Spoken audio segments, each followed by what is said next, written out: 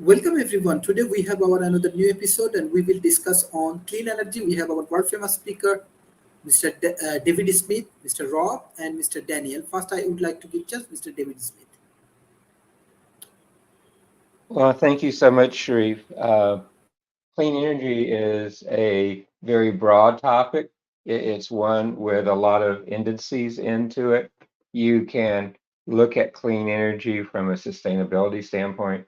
You can look at it from a standpoint of with bioconversion activities. Can it take things that were environmental challenges, use them in other ways, generate energy from part of the process, have byproducts such as fertilizer, other outputs, the job impact? You also begin to need to look at it from how clean energy works in infrastructure. There's some really very interesting points on that. One of the recent things I saw not long in the past was that in here in the United States, we're bringing more solar power online. We have wind power sets. We have other energy conversions with underground thermal energy production and things. But as they're being built, what they didn't realize there is not capacity on the grid to put those energies back into the system. And so as you look at clean energy, you have to begin to look at its impact, not just with what you're doing, but how it's done and where the emphasis is. Uh, and and what's involved. Looking globally, the country with the most current clean energy initiatives in it happens to be China, followed by the EU and the United States. And then there's a big drop off going to others after that. Uh, and um, just really different ways to begin to look at the market and look at what's being done. And the fact that the market today for clean energy is growing at about a compound annual growth rate of almost 14%. And it's one which you see there because, the environment around the world is, I hate to say it, still degrading as a result of so many things going on. That it could be uh, intensifying of manufacturing as the globe readjusts manufacturing following the disruptions of the pandemic. It could be the changes in agriculture. It could be climate change, which is pushing the elements there. It could be global conflict, which is causing emphasis around the world, which makes clean energy even that much more uh, attractive and things. So, part of what you need to we need to understand is that clean or new renewable energy can help us tackle the environmental challenges that we have.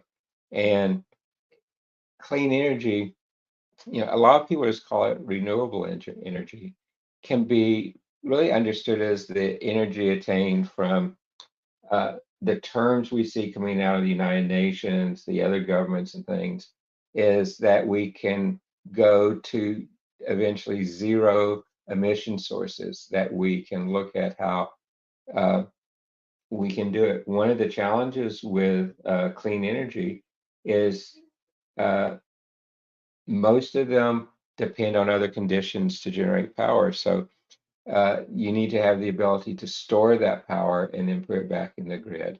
And there's multiple ways to do that. Uh, and we see fossil fuel usage going down. I can tell you though, here in Texas, where we've been in 100-degree weathers for almost well for over 2 months now. If we did not have the fossil fuel generators, our renewable clean energy could not keep up with our electrical demand here. And you see it. So, some of the clean energy sources, the hydroelectric power, the wind power, the bioenergy, solar, geothermal, and there's others. There's analog and kinetic-based green energy as well too. So, Sharif, I think that is a good quick overview, and let me get back to you. Thank you. Professor Rob, what you want to discuss about clean energy, and do you believe that uh, because of this war uh, and climate change, utilization of the clean energy like solar, like wind, uh, it will be more effective for global communities? Well, the issue with regard to the solar and wind, which are the two of the easiest clean energy sources involved, really have to do with the fact that both require storage, energy Yeah. storage. Neither one of them operate 24/7, and so you have to look at those energy sources in context of what you have to use to deploy them. The materials used in creating wind generators and solar panels are relatively benign. There was a problem with blade disposal on the large-scale wind turbines, but apparently that's been fixed. So you can now recycle some of these large blades. They're huge, often carbon fiber structures, but you can reuse carbon fiber. And more of a case, really no adverse impact on the climate, but more of a case of filling up landfills. And solar panels are mostly glass and silicon, so that there are metals in there, but not much toxicity to them. But when we go to batteries, we suddenly have issues. A lithium ion is nasty stuff. It burns really hot. It is environmentally problematic when it's mined. And it's not the easiest thing to recycle, though we're still working on recycling for automotive batteries, let alone the large industrial scale batteries that you would use typically in a large scale wind or solar facility that was supposed to operate 24/7. That's why they've been looking at alternative ways to store energy. Now, good news is both Toyota and Porsche have announced that they've gotten solid state batteries to work. And solid state batteries are, at least on paper, not only a lot cleaner, but they last a lot longer. So you don't have you don't have quite the same disposal problem with them. They have higher capacities. They can be charged faster. They have a cost element to them because they're new that will have to be overcome. But at least it looks like we might be able to step away from the chemically based battery storage to something that's far cleaner, at least within the decade. We're just not there yet. And that means near term, they're doing things like using abandoned mines and water pumps for energy storage, water towers for energy storage. In one case, they're using a mountain and railroads for energy storage. You power the train to the top, and then it generates power when it comes back down the hill. But you get an awful lot of energy loss in those mechanical processes, because you've got to convert mechanical energy. Well, first you've got to convert electrical energy into mechanical energy, and then you've got to convert mechanical energy back to electrical energy. And in both cases, you're going to lose quite a bit. And with electrical power, you have transport loss at all, which is as well, which is also significant. And so that means that you really need to to avoid the transport loss. You need to move a generation capability towards being used in close proximity, so you get microgrids, and then the microgrids have to be self-sustaining. Perhaps the most promising technology is geothermal. The issue is you have to because that'll operate 24/7. Earth's not cooling down anytime soon, so the source of energy is reliable, but it does mean you have to drill deep mines typically to make the technology work. Deep wells, I should say, not mines. Deep wells to make the technology work, and that can be costly and problematic. And it's hard to do that on a home scale. You can do geothermal on a factory scale, but even so, I'm aware of nothing of just few geothermal plants that have been installed for factories. Most often, companies are using solar or a combination of solar and wind, so because it's just much cheaper. And the issue with geothermal, you don't really want to drop it in an area where you've got a lot of earth movement, because it could collapse or damage the well. So the then you'd have to re-drill. But the environmental downside of geothermal, at least for now, is non-existent. Though there've been a number of movies that implied otherwise. So far, they haven't been connected to any type of science. So the issue really is energy storage for at least wind and solar, and it does look by the end of the decade we'll have that sorted. Transport remains a problem. Copper is a resource we're starting to run out of as a conductor, and wireless power transfer. The energy loss jumps significantly. You can do it, but generally wireless power transfer is only being used for relatively small IoT-like deployments. Most of the technologies I'm aware of won't even charge a smartphone. Just sensors right now, and so fine for an automotive use, fine for small items. But if you wanted to power your house, I mean, you'd be talking about some type of a large-scale microwave repeater, and we've already discovered those things have both health and safety issues connected with them. Long stories about people, going up to these microwave plants and feeling warm, and then getting cooked from the inside out as a result.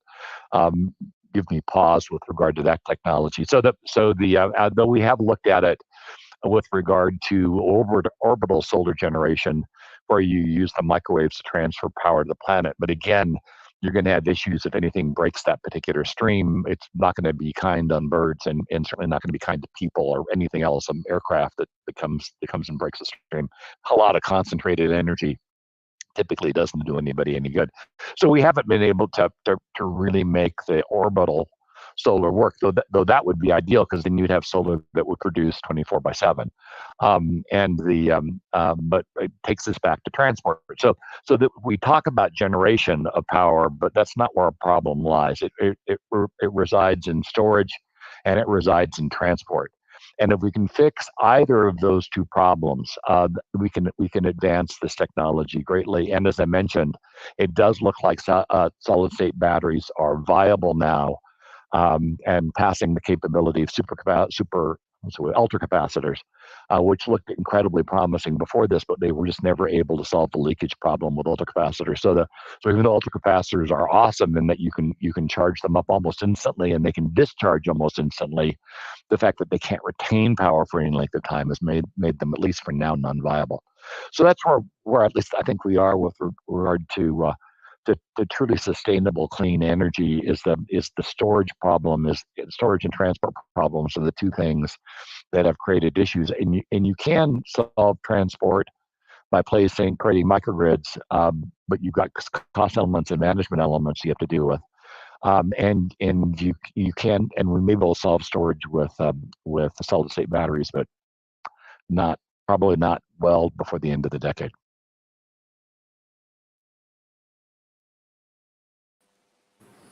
I guess it's my turn to jump in. Daniel, what do you want to discuss about clean energy? Yes, thank you. Yeah. Well, that's an important topic because civilization runs on energy. We actually produce enough energy in the form of food and power. It's more of an accounting and distribution problem for civilization. And right now, the grid is incredibly antiquated. It's impacted. The power grid could be taken out by solar weather, as there have been huge solar storms before, and there was a case called the Carrington event, which happened in the mid 1800s, where actually all these charged particles, as they crossed the conductors of telegraph wires, they would create these huge electrical explosions at the telegraph station. Some of them actually exploded into flames. And we know that the sun does this occasionally, and that the grid would be very vulnerable to another event like this. And in the case of this, some of these large distribution transformers that would be impacted take an order of months or even years to put back online. So I really think Rob was mentioning microgrids as a good upgrade to our energy distribution, and I would agree that microgrids are the way to go. We actually have a another problem that can be addressed with microgrids, and that's the centralized power grid has what are called parasitic harmonics that feed back into the system, and because all the power is not clean, coming at the same sinusoidal rate, you get breaker stripping, you can get surges and brownouts, blackouts. So there's actually a new company down in Chula Vista called EnerSmart. Just no plug here, but they have like a neighborhood size solution, and not only is a backup battery for a neighborhood, but it actually puts the power at that same sinusoidal clean power frequency. And the reason we got all this problem with the power grid and parasitic harmonics feeding back is because we switched to these small high frequency transformers for all of our digital devices because well, that's getting into esoteric engineering explanations, but you can if you go with higher frequency, you can generate higher efficiencies at power conversion. Let's just put it that way. And you don't need big bulky copper intensive transformers to do that. So we do lose power when we transmit power over long distances. So having these local microgrid kinds of sources for powering homes and neighborhoods could be a way to get civilization back online if there is a power grid failure. In fact, you might look at electric cars as being modular power walls that can be moved around. I think there was one business model for Tesla even where they would just lease their autonomous cars, and the autonomous cars would not only be taking people places, but they could be moving around and plugging and unplugging from the microgrid to as needed to solve the distribution problem. Now, the other issue is the accounting problem. We don't look at the full cost of generating energy. We don't account for the risks and benefits properly. So that's something that's going to have to be upgraded. There's rumors about the dollar not being the world reserve currency anymore. Right now it is used because it's the most stable instrument for issuing debt and paying back the debt, and buying the T-bonds around the world. But really we should have an energy currency, which was proposed by many people. Even Henry Ford talked about having that. And in a way, Bitcoin is kind of an energy currency. It's generated by servers crunching these hard math problems, and it takes energy to crunch the server. So a Bitcoin is, in a way, a distilled energy currency. And there's actually an interesting paper which recently vanished from the web, apparently, called Soft War by James Lowry, where he talks about using this Bitcoin energy currency property as a way to create military dominance. Maybe it'd be sort of a Pax Bitcoin kind of effect. But that's probably, it's funny, you talk about energy, all these other topics kind of sleeve into it because it covers appropriate technology, it covers scalability, it covers everything we do is energy, and you want it to be not risky. I mean, right now we have over 400 nuclear power plants around the world that are storing the spent fuel rods on site in various very unprotected status, and they have backup pumps to run the cooling for them, but there's only about 2 weeks of fuel for those backup pumps. And these rods, even though they're not part of a power generation reaction, they're just too hot to move around or store in long-term form. They are in danger if they get exposed to air. They will overheat, they'll get red hot, the zirconium metal cladding will catch fire, and all the pellets inside will turn into aerosol radioactive particles. So it's each one of these 430 plants around the world is like a mini Chernobyl accident waiting to happen. So this is something that we really need to deal with as a civilization.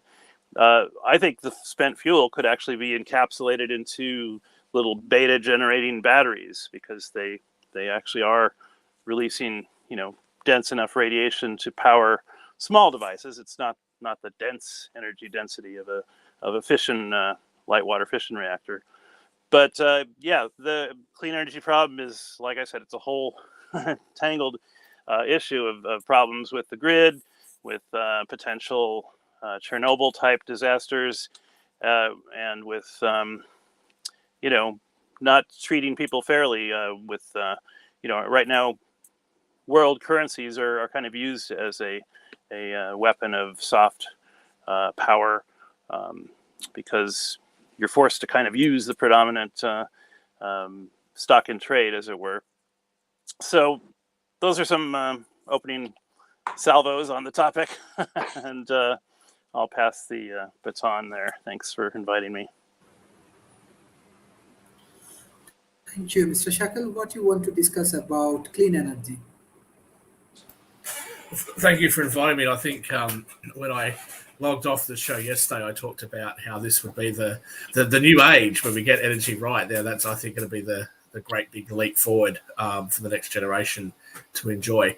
A lot of people don't know I'm the president of the International Green Alliance, also a special advisor to the Climate Change Forum. So when they first asked me to come on board, I had been involved in the solar panel industry in Australia.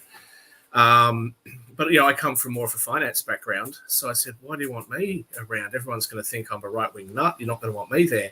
And I was very concerned about the politics of it, actually, because I thought everyone's going to be, go vegan and, don't use plastic straws. And I'm thinking, I'm never going to get along with these people. But actually, at these high-level meetings, that's not how things go. People are discussing practical solutions. I think from what I've found, solar panels and wind power is something I don't like personally as a technology. But I've had to re-examine how I look at things. And I think what I've sort of realized along the way is that it's really situation specific. And so a technology that might work really well in California, when people say that, it's like, well, what part of California? Because what might work really well in LA may not work so well in the Sierra Nevadas, or it may not work somewhere really well somewhere else in that state. Something that's going to work really well in Alaska may not work so well, in Nevada or in Texas. So I think that it's really important that we actually have a look at the environment that we're in at the time. And one of the things that I'm very excited about is the investment into potentially harnessing tidal power. I think we're a long way away from that. But if we can harness tidal power, I think that's going to be fantastic for us.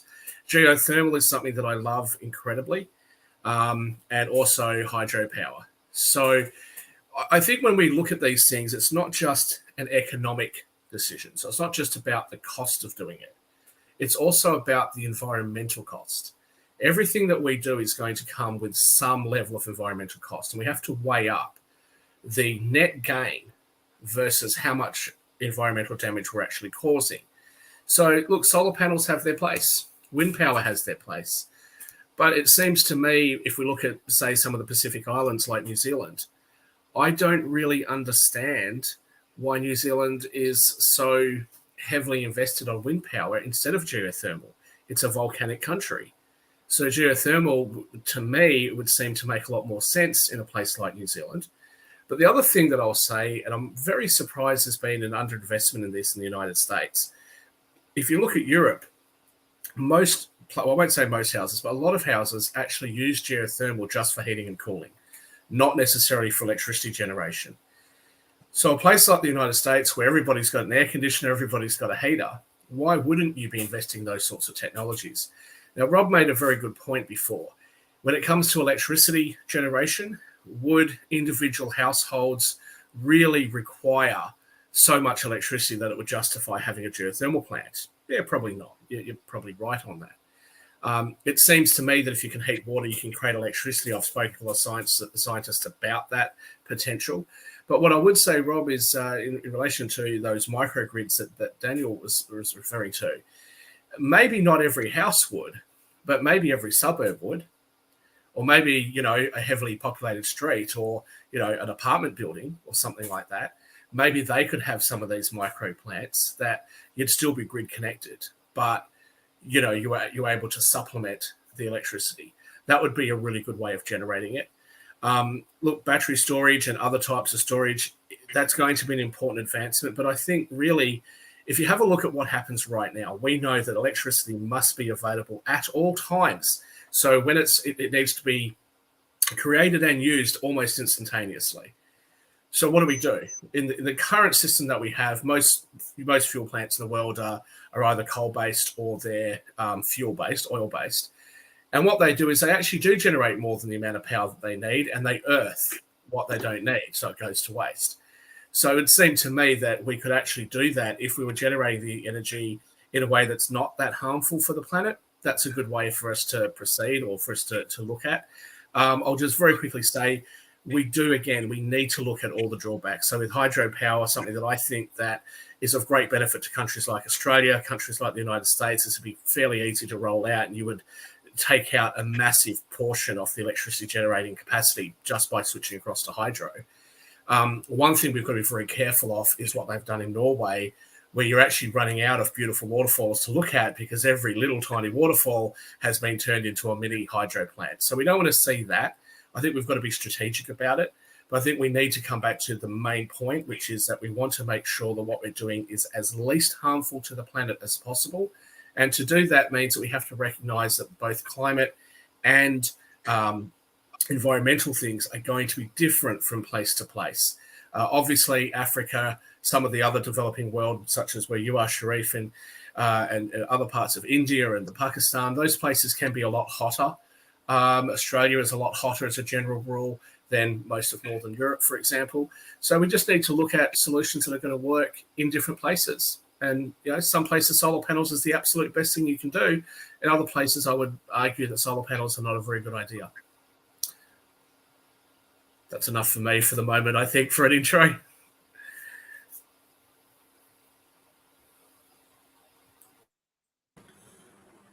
Thank you, Dr. Talib Raphael. What you want to discuss about clean energy? About clean energy. Okay. Now, I want to discuss it from the developing point of view, developing countries' point of view.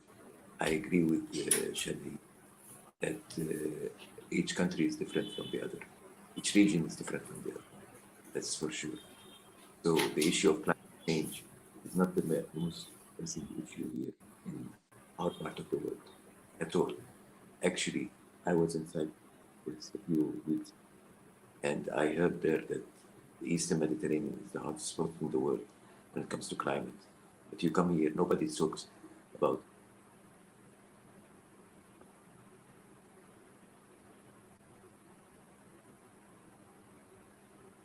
We've lost sound.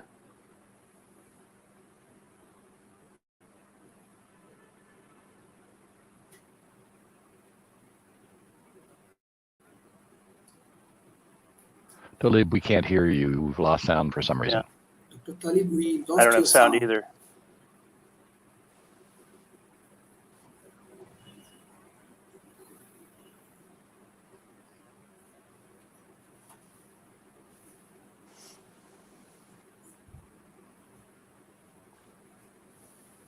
His sound was pretty quiet as well. It's a little hard to hear. Yeah, the gain was way down, but we could barely hear him, but it's gone all the way now. Now it's all the way down. Dr. Talib, you can join again. I think this way this problem will be solved. Sometimes that. I think he's fixes putting it, on a headset. Just while he's resetting his sound, I had a comment backstage. I'll just quickly clarify what I said a few moments ago about geothermal. So there's two types, if that's okay with everybody. There's two types of geothermal, two main types of things that they can do with geothermal. One is electricity generation, which is what Rob was talking about before, where you have to drill down normally fairly significant distances. Theoretically, you could do that anywhere, but there are certain places that are more agreeable to that than other places. Now, the idea being that the Earth's core is very hot, and so as you drill down far enough, you then pump a liquid or some other type of substance down a pipe. That pipe then heats up that liquid, and it comes back up under pressure, and that pressure then turns a turbine, and you create electricity. That's an overly simplistic explanation, but that'll do just for the moment. The other type of geothermal, which is very common, is just heating and cooling. They estimate that in most parts of the world, around 60 to 80% of your power usage or energy usage for a normal home is on heating and cooling. That's both temperature, the ambient temperature within your house, as well as heating water for showers and things like that. I know that there's a lot of swimming pools around Australia that I'm aware of that have heated pools, and the gas bill for those can be quite expensive. So what you find at a household level is you can dig up most people's backyards, lay some pipes either horizontally or you can go vertically.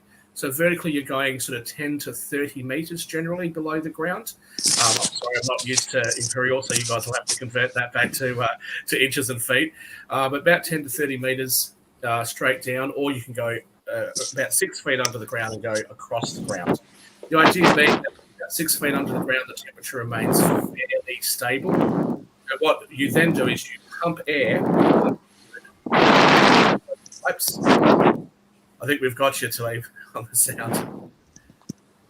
So you pump a liquid or air, but normally a liquid, through those pipes, and then you run it through a heat exchanger. And if it's warmer inside the house, then you run it through the heat exchanger. It cools the air when it goes through the ground, or it cools the liquid, and you do it in reverse, of course, when you're trying to heat things up. If it's cooler inside the house and warmer under the ground, then you use the heat exchanger to amplify that heat.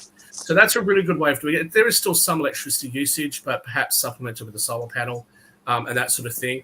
That can massively reduce the energy needs of households.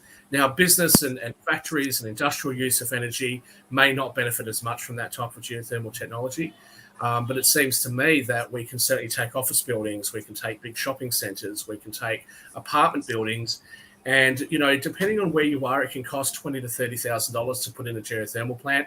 I would argue that that's worth it for most households, but it's a big expense.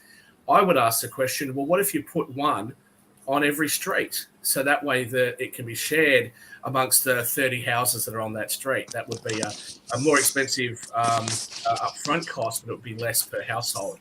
And you'd make your return back over 3 or 4 or 5 years. You would have saved as much in power costs as what you've expended on the development of the plant. So, look, I think there's a lot of different ways of tackling it, but we need to have those conversations. But hopefully that clarified the question that you asked there. Yeah, I should point out that when I had to bid for a geothermal air conditioning system at my house, it was $80,000 just to drill the well. So it quickly became non-viable. The payback on it was in decades, in more decades than I was likely to be alive. So it does really depend on where it is you are. I don't know if sharing would make a lot more sense if you're talking about an apartment complex or something where you had high density. Moving coolant between houses, I would think would be problematic. The keeping the coolant balance for one would be iffy, and if everybody's got different thermostat settings, the loading on that geothermal plant could be really hard to predict. But in an apartment complex where you've got high density and a lot of people, the usage should even out more. It's just that the nature of homes, the number of homes that could be supported by one plant would probably be relatively small, and that would, in my view, make it really hard to manage the plant if you had much variance in the homes. Everybody agreed to the same temperatures in their houses, then it might not be an issue. But take an instance where one house is trying to cool and another house is trying to heat. I'm not sure the geothermal plant could handle that. I think it can only handle one element at a time. It can either heat or it can cool. I don't think it can both heat and cool in the same instance. Yes, that's not quite the case. 80,000 does seem excessive, even for California. But Bend, Oregon. I'm on volcanic rock, and so drilling down even 6 feet is wicked expensive. That may be a different type of situation. But I would suggest Talib, we can hear you. Your mic's working. I would suggest you could also Dr. put dirt on top of the pipes. Yes. But I'll just say to you, yes, you can actually run different temperatures even within the same household. And there is actually some places in Europe that have actually done this, where they've actually shared the geothermal plant across multiple houses, and they actually do run it at different temperatures. So it can be done. You can also have a double loop. So there's a lot of different ways of being able to achieve this. We can hear you, Talib. Thank you. Dr. Talib, what you want to discuss? Okay, I want to say something I don't know if I was heard before, but I will repeat it again now. Thank you. I was referring to the climate change issue. The climate change issue is the main element here. The climate change is not an issue here in our part of the world. I was in Cyprus 2 weeks ago, and I heard there that the Eastern Mediterranean is the hottest spot in the world when it comes to climate change. I come here and I don't see anybody talking about it in the streets at all. People are not so concerned about it, unfortunately. It's a very major issue, but people are not very keen about it. People are more interested in the issue of money, saving the money. Now, I have put some solar panels on my home here in Jordan, and I have saved so much money for that. But that's the important thing here, is saving the money. That's what I wanted to say for now. Thank you so much, Sharif. Thank you. Thank you. Mr. David Smith, what you want to share about this point? Yeah.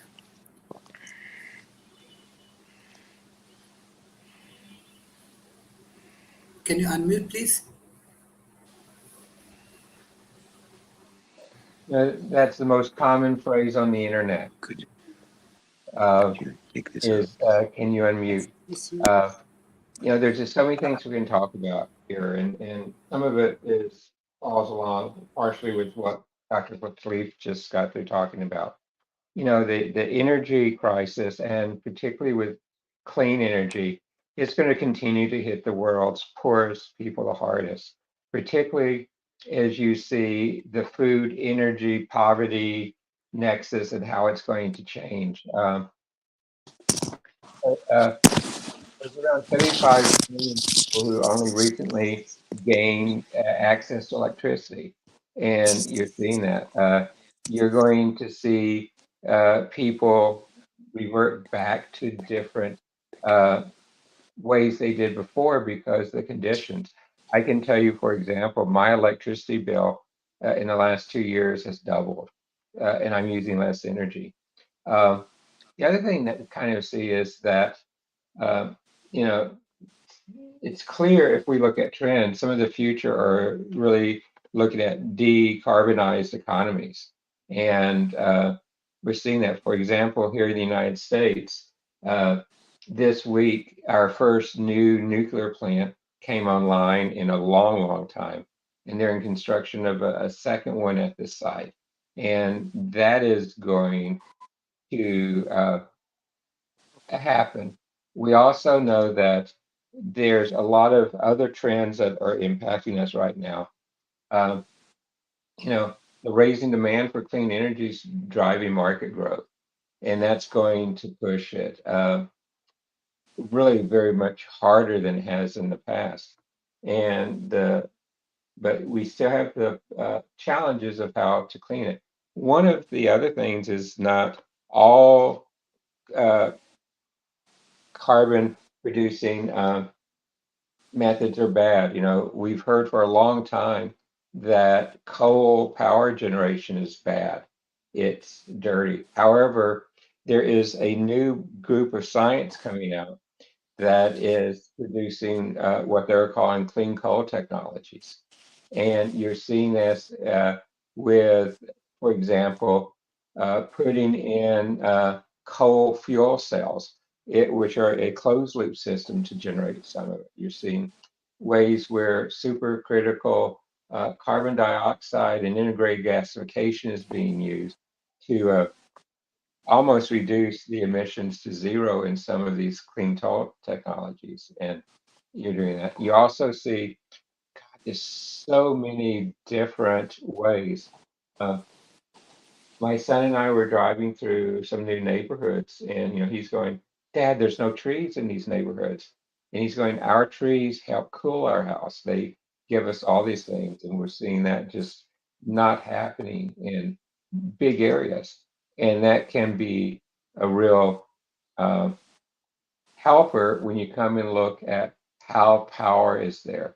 And that can help. So again, just another couple of trends is that you're going to see more and more manufacturing capability, and particularly in developing nations, to put in domestic manufacturing around this clean energy and renewable energy. You're going to see new ways to fund clean energy as you get there, and begin to look at how to do that. And again, I hate to keep coming back to this, some of these topics, but particularly when you look at clean energy, there has to be uh, a renewed interest and new tools and new capabilities to manage those cyber risks associated with clean energy. And the risks are significant there. Couple of, I guess, last points as I begin to look at this one. The movement to a diversified energy structure is really necessary for us to do this. I'm going to go back to something I talked about and Rob talked about, is that we really have to spend time upgrading the basic energy infrastructure. We need to look at ways to add capacity to the grid. Bringing on a lot of these clean energy technologies, and particularly those which are in the middle of nowhere. It's hard to look at how to upgrade that infrastructure with really any payback in mind on it, but that's necessary to bring particularly a lot of these clean energy technologies to bay. And we also, when we upgrade the transmission, we need to upgrade the control systems and be able to diversify the grid. You know, we've always talked about mini grids and point of use power generation and others like that. Those are going to be very important as we look at the way to scale going forward. Our energy usage is not going to go down. The energy usage is going to continue to grow. And we need to look at new approaches to do it. And storage, I mean, storage is a challenge in so many different areas. A lot of very neat new technologies. And like I said, the other thing I see here is we need to be very innovative as we look at solutions. I've mentioned this, Sharif, on your shows before. One of the neatest energy generation things I've seen lately that just makes so much sense is this company in Florida is putting batteries on freight train carriages, and they're putting small generators that encompass the wheels on the tracks. And as the freight train drives across the country, it's generating energy off of those being stored in the battery. And when they get to the next cities, they're just uncoupling the charge battery, putting it on the grid, taking a discharge one, putting back on the train. And again, it's a byproduct of the freight shipments the train is doing. And to me, that's a brilliant, innovative solution. And particularly, Sharif, as I look at the developing nations, I know there's opportunities like that as well. So the incubators, the science parks, and research that the World Talent Economic Forum is focusing on and starting and growing with, it's not just taking and making incremental changes of our existing technologies. It's not taking existing technologies and saying, these are bad, let's go. But it's looking at whole innovative new approaches. And particularly in the developing nations, Sharif, because you have the ability to leapfrog things that are harder to do in developed nations, to be able to look at new technologies, to jump over intermediary technologies that had not been implemented there. You're well positioned to be able to be some of the forefront of looking at how to use clean energy on a national basis. So, Sharif, thank you for this one. Thank you. Thank you, Mr. Rob. So if we look at the underlying issues, we spoke a bit about air conditioning, and that probably is part of it. Is not only do we have to look at creative ways to generate power, we have to look at creative ways to reduce our power usage. If you can significantly reduce energy usage, that's a tide that raises all boats. It addresses transport issues, it addresses storage issues, it addresses generation issues. So reducing usage now becomes your primary driver. And as mentioned, geothermal with regard to HVAC systems can be far more efficient. The difficulty is, at least on the plants that I've seen, I haven't seen anybody be able to justify it on cost, which is kind of strange, given the cost savings should be significant with regard to those plants. But I get a chance to review an awful lot of proposals, and virtually none of them have come in with geothermal options. Because they were just thought to be too expensive. And I'm not the guy that made those decisions. I'm just reviewing the plans as they exit. So that's why I like geothermal, and I certainly tried to put it in my home. It just didn't turn out to be practical at small scale. And the large scale plants tend to still be more in the category of test sites, which is kind of weird. Because you would think at this particular point we would have much more production and far fewer tests. We've been working with geothermal capabilities for decades now.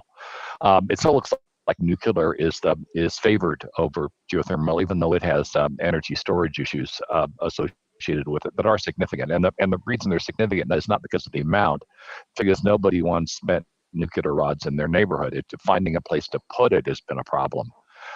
So while it's far better in terms of the amount of pollution put out compared to petrochemical plants, the fact is that everybody's scared to death of radiation, and you do have issues with regard to leakage. Some of the old nuclear storage facilities that are in place have started to show signs of leakage, and you start now getting radioactive material that drops into your groundwater, or drops into your food sources, as we've certainly seen after the floods in Japan. And suddenly you've got radioactive food, which can be problematic. So in the end, a heavy focus on energy reduction should be part and parcel to anything that we discuss here. And the scary thing is we look at the technologies we have for energy reduction. We mentioned geothermal for HVAC, but heat pumps, by and large, are far more efficient than our typical way of heating, cooling, and getting away from using fossil fuels. Natural gas with regard to heating is also important, because the elements of natural gas do exacerbate the global climate change issues that we're experiencing. So what you want to do is, whatever energy source you're choosing, you want to make sure that it doesn't exacerbate the problem you're attempting to solve. And so moving entirely away from petrochemical sources would seem to be the best choice for a number of reasons. Harvesting petrochemical elements has ecological issues in and of themselves, spills, collapse of aquifers, the instability of ground. If you remove the oil and you don't replace it with something, those cavities may collapse, and you have a number of issues that surround petrochemical use that I'm not a big fan, I guess is what I'm saying. And yet much of our industry lives and breathes petrochemical technology, and many of our governments are largely supported by petrochemical companies, and that makes it very hard to change that out. Even when we talk about electrifying automobiles, the big issue we initially had, and we still have if we want to use something like green hydrogen, is creating an ecosystem that allows for something similar to what we had with gasoline. And we're not even close with electricity, and clean hydrogen is way the heck back from electricity. So even though if we were to start from scratch today, hydrogen actually looks to be a bit more compelling. But we've just gone too far down battery electric. So to I think go back and now revisit the other. So part of our issue, I think, in coming up with these solutions is we're not thinking far enough over the horizon when we come up with a plan. We should have sat down and said, okay, 30 years from now, where do we want to be, and what would be the best technology to invest in Toyota was correct. The Japanese companies are kind of famous for having up to 50-year strategic plans. And that allows them to look over the horizon far better than other firms. And Toyota confirmed, or at least concluded, that hydrogen would have been the better path. But standing alone, they couldn't make the world pivot. The rest of the world had pivoted to battery electric. So fixing some of those underlying issues, how do we make better decisions that anticipate the world in which they'll become prevalent, would be a critical part of any path forward here. We really need to start thinking about the world as it would exist in the 2060s at this particular point, and be designing for that. Because whatever technology we decide to roll out in mass, it's going to take decades to get to that critical mass we're going to need to replace the energy sources and transport we have today. It's just not something we can spin and do in a couple of years or even in a decade. It takes decades to make some of these changes. And much like it took decades for us to destroy the battery technology that we developed in the 1920s, which is kind of an ironic story in and of itself. We literally stopped battery development in the 1920s, and we didn't pick it up again until the 1980s, and really didn't get super involved in it until we started talking about electric cars. And that was almost the 2000s that we really started investing in battery technology again and starting to dig ourselves out of the hole with regard to energy storage. We as a world can't continue to operate this way. We really need to start thinking strategically and making decisions to assure the continuance of the race. And we're not doing that. And much of what we're talking about today is so muddled that it is unlikely we're going to be able to address climate change timely, which is problematic. And I've mentioned this before in other calls that by the nature of our rate of change, that we should be far more focused right now in mitigating some of these problems than we are. We still have a kind of a mixed focus on trying to fix the problem and mitigating, and our fix side isn't moving fast enough, and mitigating is almost stalled. I mean, if you look at forest fires alone, we haven't advanced that technology much at all in the last 15 years. I mean, in many cases, we're using old aircraft to drop chemicals on fires, and I'm surrounded by them at the moment. And you can say, well, geez, we can use it. We've got other technologies. We've got heavy lift that we could apply here, but we're not. And we've got a variety of technologies that we could put on the ground. We are now using advanced sensors and IoT to better locate the fires more quickly, and hopefully address them when they're smaller, which is an advancement. But it's an advancement over the last 2 years, and we've been seeing these problems ramp over the last several decades. So part and parcel of what we're doing really has to be to think of the overall ecosystem and how we're addressing the long-term problems. Give you another instance. Many of the fires in California were caused by electrical transport. That's just nuts. I mean, why in the world would we not have put many of those wires underground, given we knew full well that if they get overheated, they'll start fires that we are incapable of putting out. And the cost of those fires, of putting out those fires, far exceeds the cost of burying the lines. Yet we don't seem to be able to make those decisions, largely because the buckets for the cost reside in different areas. The entities that are experiencing the cost aren't the same entities that are making the decision with regard to transport. And fixing that then becomes a predominant problem, because you want the cause of the problem and the correction of the problem to fall within the same decision matrix, so that somebody can make a reasonable decision. But if I'm going to incur the cost and somebody else is going to incur the benefit, then why in the world would I do that? And fixing some of those underlying decision problems now become the critical path to really moving forward and protecting the race. And we really are talking about protecting the race here. We're talking about anything sustainable. The underlying goal here is to make sure the race survives, and that should be a priority one. And as several of us have mentioned, particularly Talib, the cost aspects are overriding the racial savior aspects that we should be focused on, and that overall is problematic. And strangely enough, with regard to things like solar power, they can be made economically viable. They weren't economically viable back when Carter was president, sadly, and he tried to make this happen. They just didn't have enough yield out of the panels. The panel yield has come up dramatically in the last few years, and the cost of panels has dropped just as dramatically. And so you can do a lot with sustainable power that we couldn't even do before. And the rate of change, fortunately, is very fast. But my final point is, and the point I'm trying to make is, even with all that rate of change and our varied focus, we really need to have an overall comprehensive look at how we're generating and using power, and making sure the people that are making the decision have all aspects of that decision under their control, both the benefits, which they will get credited for, and the cost that they will have to incur, have to reside on the same desk. Otherwise, it's almost impossible to get favorable decisions. Nobody is going to incur a cost for somebody else's benefit. That benefit and cost has to co-reside so the proper decision is made. And we're not even there yet. And I'll end on that.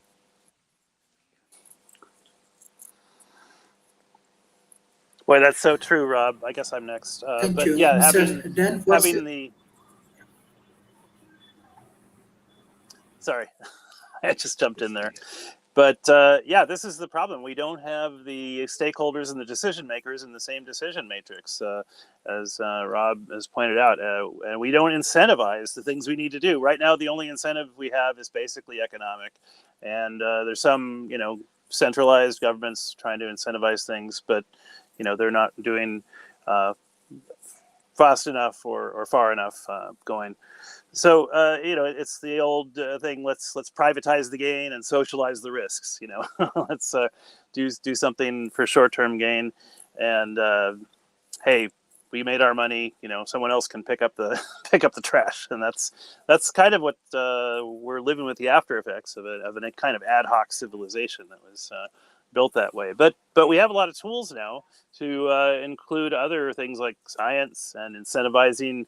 Gamification, you can get people to stick with something if it's fun.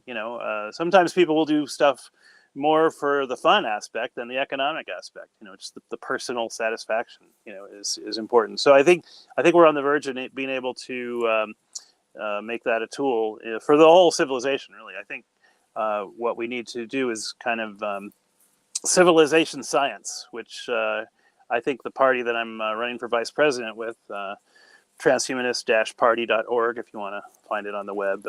Tom Ross is the presidential candidate. I'm the vice president. And generally, when I speak, my opinions are my own. But I'm working to get a lot of my initiatives to be official platform policy of the USTP. One of them, briefly, that I really like is designed by a UC Santa Cruz professor named Robert Staten. There's a free ebook he has at his site, solardividends.org, one word, solar dividends. And basically it creates a income for universal basic income for everyone on Earth, and it gets us off fossil fuels in 2 generations, which kind of kills 2 birds with 1 stone. Now, how do you do this? You create a 10 kilowatt solar plant for every person on Earth, which is a pretty tall order, and then you buy back at $1 per kilowatt. Nice round figures here. And basically, when people turn 18, they collect the interest on the stored profits from their plant, and then you get the income, the universal basic income, which they already do this in Alaska. Every person who's a resident of Alaska, because of all the oil wealth up there, they get an annual check. The Alaska oil dividend. And we could do the same thing with cooperative kind of organizational technologies and gamification. So yeah, I know we're running short on time, but we can fix this. We just need to find the willpower to do so. We've got the tools. We just need to pick them up.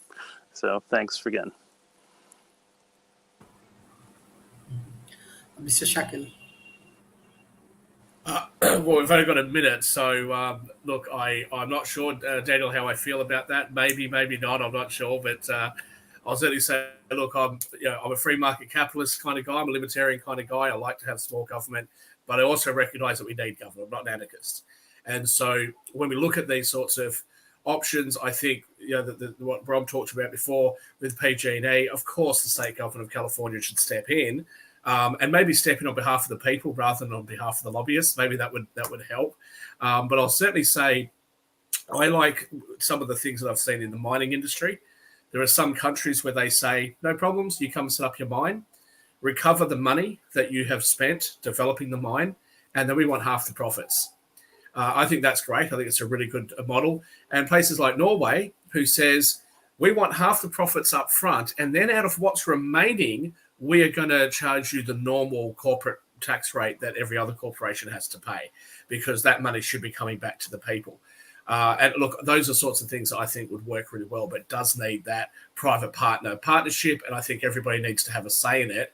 We just have to be very careful of making sure that special interests don't come in and manipulate the governmental process to their own ends.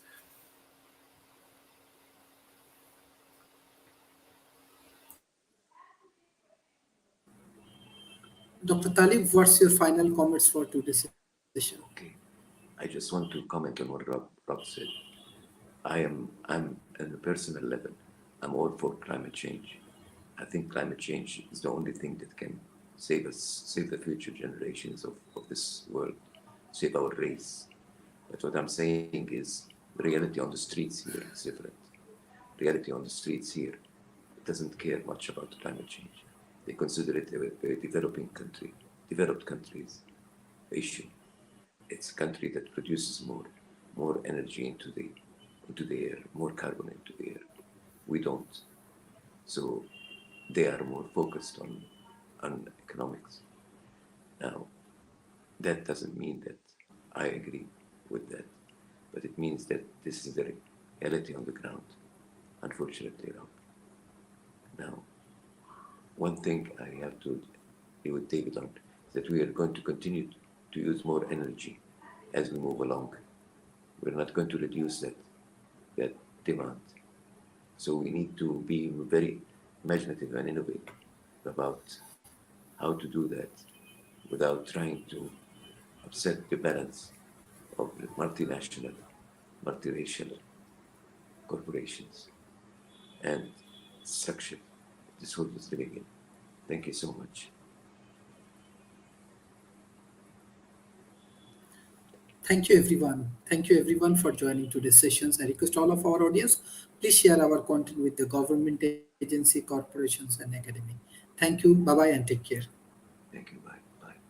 Thank you. Bye. Bye, Daniel.